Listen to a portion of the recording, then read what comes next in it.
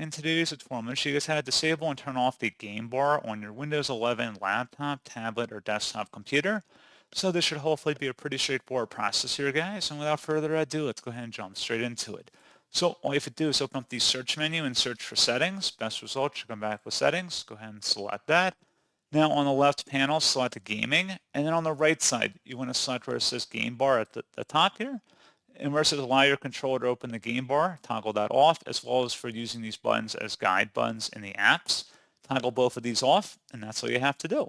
So pretty straightforward process, guys, and as always, thank you for watching. I do hope that was able to help you out, and I do look forward to catching you all in the next tutorial. Goodbye.